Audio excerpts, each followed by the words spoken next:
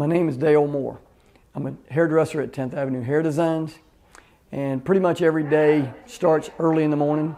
I normally greet my customer somewhere around 5:30 in the morning. I start off by taking them back, shampoo their hair, get them all ready for that, bring them back to my station. Normally discuss what we're going to do that particular day, whether they want a little bit cut off, a lot. Start cutting their hair. Normally style it out, put a little styling agent on it, blow it out. And from there we move on to reschedule them for the next appointment and get ready for the next one. I guess you could say the things that stresses me out most is when a client comes in late. We start working, you start behind and you know that you have another customer coming in say 20 or 45 minutes, and then they can't decide what they want. I would say that that could be very stressful for some people. It's important for me to run on schedule because I realize my next client may be due in court, maybe have a doctor's appointment, whatever. I think it's important that we do that. And talking about work hours, I would say the average hairdresser starts anywhere from 8 to 10 in the morning and would, it could go as late as 8 or 9 o'clock at night, but I would say the typical day ends around 5 or 6. The best part about hairdressing is you can choose to work the hours that you want to. For a long time I have worked 4 days a week, and I worked for longer days to allow myself to be off Friday, Saturday, and Sunday. Educational requirements vary from region to region, but it's typical that you would go to a hairdressing school of some kind, whether it be a college or a vocational school. I would suggest to anyone that they try to get some minimal college behind them. Basic business skills would be great. Another thing that you need to do is learn to market yourself, whether that be online, but marketing skills when you get out of school as a hairdresser, the toughest thing that you would be trying to do is build a clientele. And a lot of the people now are really good through using the internet to do that, but that's the most important thing, is having marketing skills as well as your personal skills and your styling skills.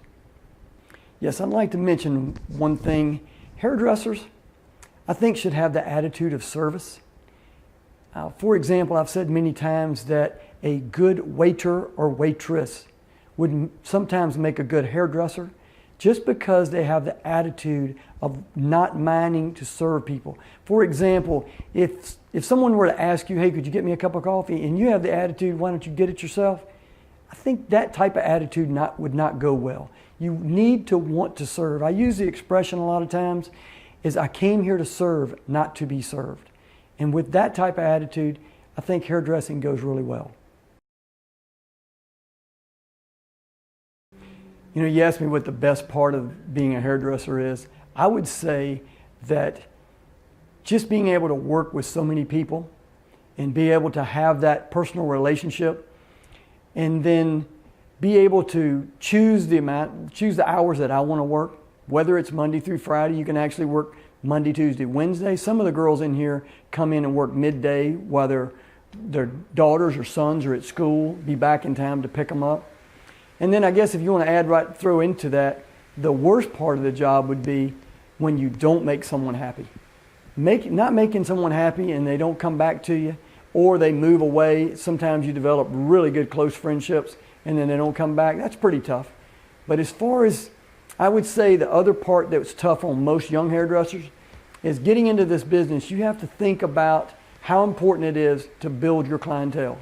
For example, me being a hairdresser of 40 years, if I were to move to Atlanta, I would basically be starting all over as far as the amount of money that I make, because my clientele would be where I left.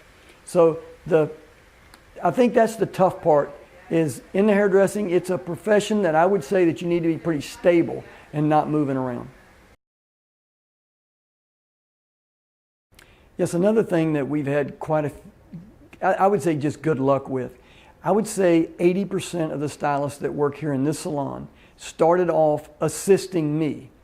And some of them even started as early as in their 14, 15 years old, working on our front desk, learning to book appointments, learning to greet and meet customers, serve coffee, get water for the customer, and work after school and on Saturdays.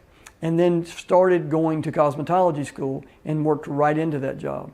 But that seems to be a really good way. I would suggest to anyone considering being a hairdresser to go out and either volunteer in a hair salon, go and spend some time either getting your hair cut and talk to the stylist, hey, I'd like to spend a little time here seeing what you do. So you'll have a realist idea of what it's all about before you jump into it.